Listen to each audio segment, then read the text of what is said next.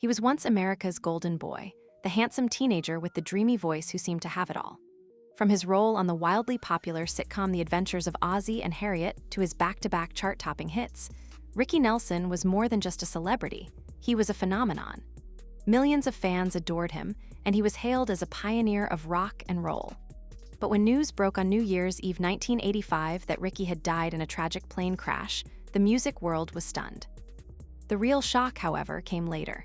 His funeral, expected to be a gathering of Hollywood legends and grieving fans, turned into a painfully quiet affair. How could someone so famous, so universally loved, end up with a send-off that felt hauntingly empty? The truth behind that lonely goodbye might just shock you. This story doesn't begin with a plane crash. It starts much earlier, with a family dynasty and a father's iron grip. Ricky Nelson was quite literally born into the spotlight. On May 8, 1940, he came into the world as the second son of Ozzie and Harriet Nelson, a couple who were already well-established actors and singers.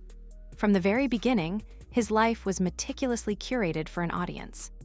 When he was just a child, his family's hit radio show transitioned to television, becoming The Adventures of Ozzie and Harriet, and Ricky, along with his older brother David, played fictionalized versions of themselves. He grew up on camera, his childhood a public spectacle. He was America's favorite son, and every moment of his life, from his awkward teenage years to his first date, was broadcast for millions to see. The world saw a perfect, wholesome family, but behind the scenes, the reality was anything but. His father, Ozzie, was a man of absolute control. The show was his creation, and every detail, every line, every career move for his children was his to dictate. He managed every aspect of Ricky's life with an iron fist, convinced he knew what was best. Ricky was earning a staggering amount of money, more than most lawyers at the time, but he never saw a dime of it. Ozzie stashed it all away in a trust fund and gave his sons only a small allowance, claiming it was to prevent them from being spoiled. But in reality, it was a way to maintain complete power. While his peers were out having fun and making mistakes, Ricky was trapped, living a carefully constructed life where his every move was pre-approved. He had fame, but no freedom. Money, but no access to it. It was a golden cage, and the cracks were already beginning to show. Growing up, Ricky was known to be a deeply introspective, quiet, and shy child, which was a stark contrast to the lively and confident persona he was forced to project on screen.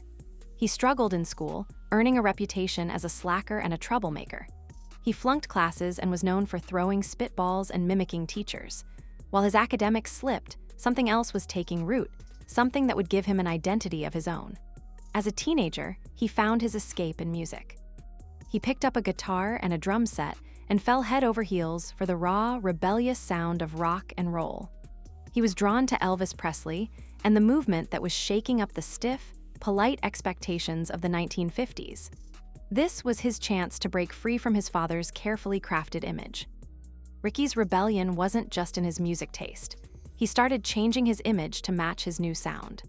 The clean-cut boy with the perfect hair began growing sideburns and slicking back his hair, even making a failed attempt to tattoo himself.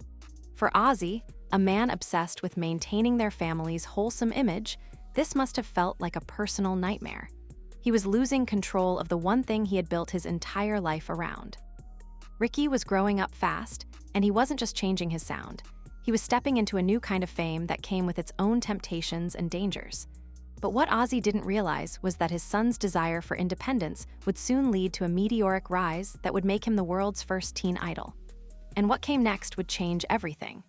The real story behind his empty funeral, the quiet betrayal and cold rejections he faced, would all come down to this one pivotal moment. Ricky Nelson's early life wasn't the fairy tale it appeared to be on television. While the cameras showed a wholesome, happy family, his reality was more like a golden cage. His father, Ozzie, was the ultimate architect of the Nelson family brand, and he exerted absolute control over every aspect of Ricky's life. Ozzie's rule was simple. Everything had to serve the family image and the show. This meant Ricky had no real privacy, no normal childhood, and most importantly, no financial independence. All the money Ricky earned from the show and his early music career was funneled into a trust fund controlled by his father. Ozzie would dole out a meager allowance, claiming it was to prevent his sons from becoming spoiled. In reality, it was a way to maintain power and ensure Ricky remained dependent. This created a deep-seated frustration for Ricky, who, despite his fame, felt completely trapped. This gilded cage fostered a quiet rebellion in Ricky. He wasn't the boisterous, outgoing kid from the show. He was introverted, shy, and struggled to find his own voice outside of his father's scripts. In school, he became a slacker and a troublemaker, earning a reputation for being detached and uninterested. It was a stark contrast to the perfect image he had to portray on screen. He flunked English and typing, often showing up late or not at all. But even as his academics suffered, a different kind of passion was taking root. He fell in love with rock and roll. This wasn't just a passing interest. It was a revolution happening right outside his controlled world, and he was desperate to join it. Ricky began to immerse himself in the music of pioneers like Elvis Presley, drawn to the raw energy and rebellious spirit that defied the polished, conservative norms of the 1950s. This newfound passion became his escape. He taught himself to play the guitar and drums, and he started to change his appearance to match his new identity. The clean-cut look his father so carefully curated gave way to sideburns, slicked-back hair, and a cooler, edgier vibe. He was pushing back against the constraints that had defined his entire life. To Ozzie, this was a nightmare. To Ricky, it was freedom. The moment that truly ignited his music career, however, was born from a typical teenage desire to impress a girl. While on a date with a girl who was a huge Elvis fan, Ricky, in a moment of pure teenage bravado, boasted that he was going to record his own record. His parents' sitcom had already given him a massive, built-in audience, and Ozzie, ever the businessman, saw a new opportunity. He decided to capitalize on Ricky's budding interest in music and use the show as a platform to launch his son into stardom. He set Ricky up with Verve Records, and in a stroke of marketing genius, planned to air Ricky's first live performance on an episode of The Adventures of Ozzie and Harriet. The performance itself was awkward. Ricky, a naturally shy kid, lip-synced his way through the song "I'm Walkin'," and his brother David later described him as embarrassed and unsure of what to do with himself. No one expected it to work, but what no one could have predicted was the tidal wave of hysteria that would follow. The episode aired, and almost overnight, Ricky Nelson became a sensation. Fan mail came in by the truckload, and mobs of teenage girls started gathering outside the studio just to catch a glimpse of him. The term teen idol was invented specifically to describe the mania surrounding him. His single "I'm Walkin'" and "A Teenage Romance" both shot to the top of the charts. Ricky was flying high, but this new fame came with its own terrifying pitfalls and, for Ricky, a new kind of prison. His success would soon be eclipsed by new rivalries, a doomed romance, and a career that would take an unexpected and tragic turn. Ricky Nelson's music career, sparked by a simple boast to a girl, exploded with a speed no one could have anticipated. He became an overnight sensation, but this newfound fame came with a terrifying brush with death that served as a dark premonition. At just 16, he received a custom-built Porsche from his father, Ozzie, a gift that seemed to contradict the "no spoiled kids" rule. A few months later, Ricky and a friend took the car for a spin. Driving at an insane 120 miles per hour on a wet road, he lost control. The car careened out of control, rolling a breathtaking 8 or 9 times before coming to a stop. Miraculously, they survived, but both suffered cracked pelvises. It was a harrowing accident, and Ricky was lucky to be alive. Unbeknownst to him, it foreshadowed the tragic end that awaited him years later. The parade of girls that came with his fame was endless, but Ricky had eyes for only one: fellow singer Lori Collins. She was just 15, and he was nearly 18, but their connection was undeniable. Lori, a seasoned child star herself, understood his world in a way no one else could. She introduced him to country music legends and even helped him co-write his first song. They fell madly in love, and their relationship grew so serious they started talking about marriage. But as with every other aspect of his life, Ricky's parents intervened. His mother, Harriet, still terrified of anything that might distract him from his career, shut down any talk of a future with Lori. It was another clear example of how Ricky's personal life was always secondary to his professional one, another way his family maintained control. Their relationship was doomed from the start. As Ricky's career soared, a new sound began to sweep across the Atlantic and captivate America. The British invasion, led by four mop-haired boys from Liverpool known as the Beatles, was in full force. The fresh, energetic music quickly overshadowed the rock and roll he had helped pioneer. Ricky's star, which had once shone so brightly, began to fade. In a desperate attempt to stay relevant and shed his teenage idol image, he made a bold but ultimately disastrous move on his 21st birthday. He changed his professional name from Ricky to Rick Nelson. The rebrand was meant to signal maturity and a new, more serious musical direction. However, the world didn't buy it. The name change landed with a thud, and Rick Nelson never again reached the incredible heights that Ricky had once scaled.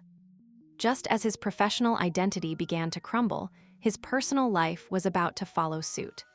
The new chapter of his life would bring a new woman and a sudden, forced marriage that was anything but a fairy tale. It was during this uncertain period of his life that Ricky met Chris Harmon, a stunning model and the daughter of a football legend. On the surface, she seemed like the perfect match. Her parents were well known, and for the first time, Ricky's notoriously hard-to-please mother, Harriet, actually approved of a girl he was dating. But their connection ran deeper than appearances. Both had grown up in the harsh glare of the spotlight, raised by intense and demanding parents who held rigid expectations. It was a shared experience of a life that looked perfect on the outside, but felt suffocating on the inside. This unspoken understanding deepened their relationship, perhaps too quickly. By 1963, Chris found herself pregnant.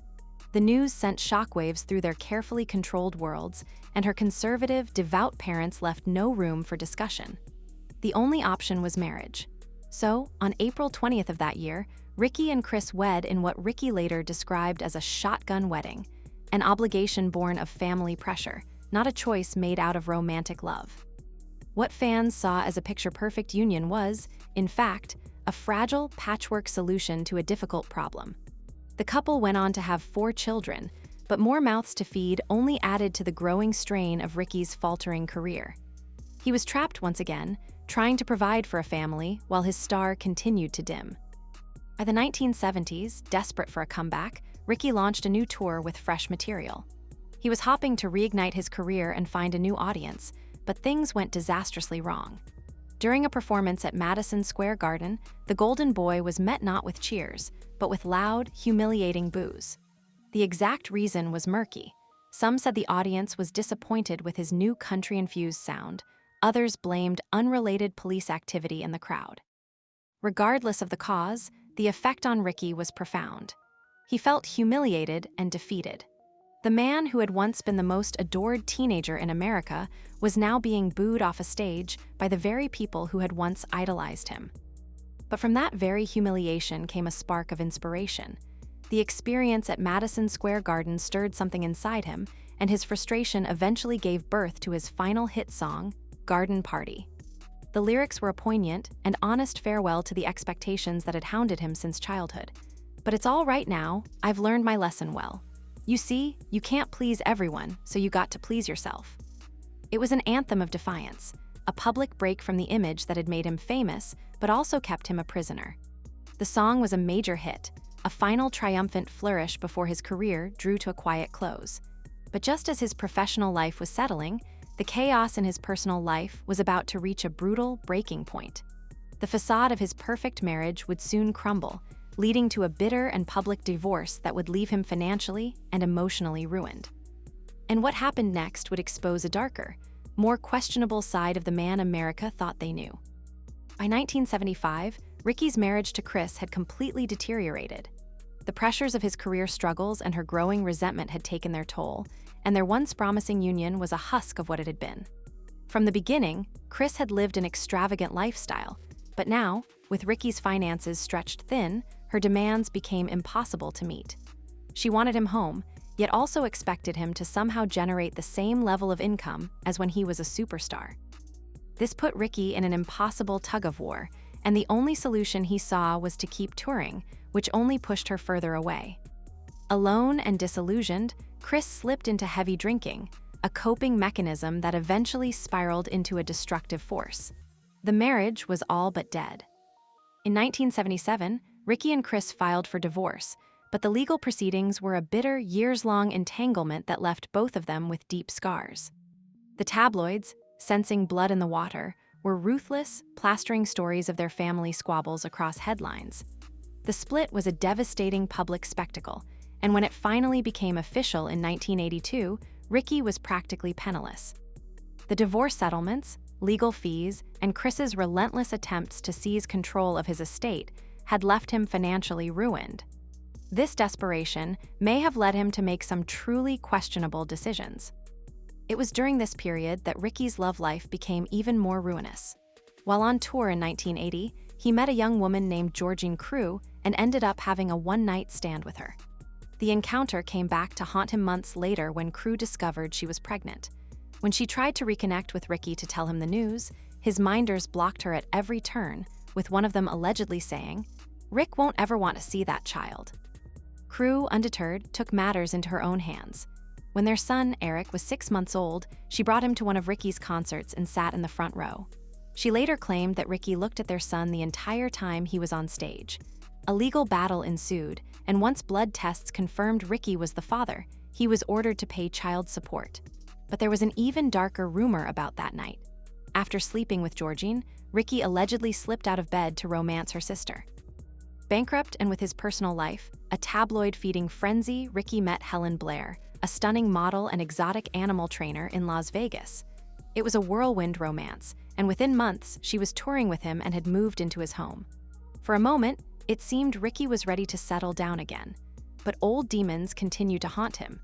His family, still interfering even in his life as a washed-up star, insisted that Helen wasn't good enough for him.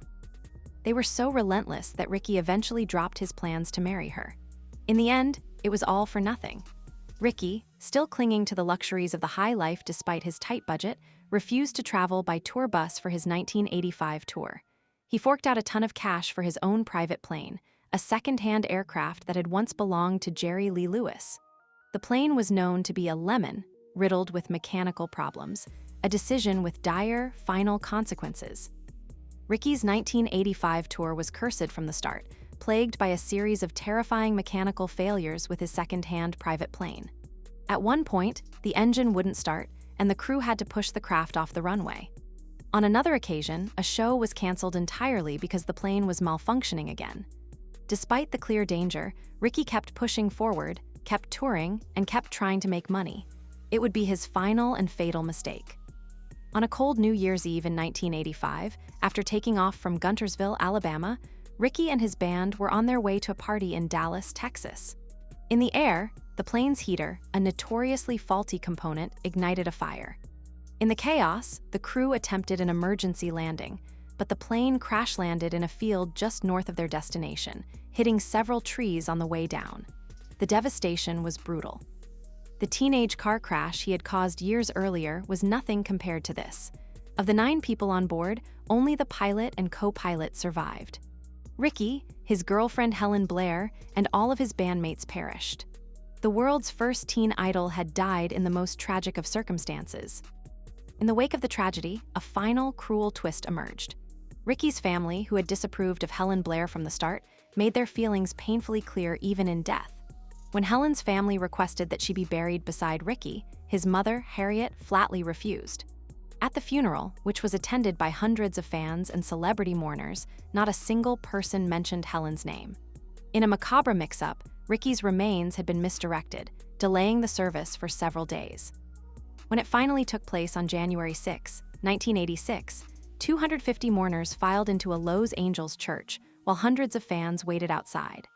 But in a final, poignant moment of loneliness, the service lacked the familial warmth and heartfelt eulogies one would expect for a man so loved.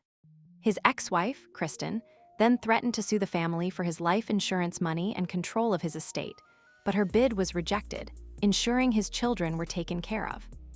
In the days that followed, rumors began to swirl, claiming that freebasing cocaine had caused the fire that brought the plane down. But the National Transportation Safety Board, NTSB, firmly and definitively refuted those claims after a thorough investigation, stating that a faulty heater had ignited the blaze. The world grieved for the loss of a legend, a pioneer of rock and roll who had a career spanning radio, television, and music.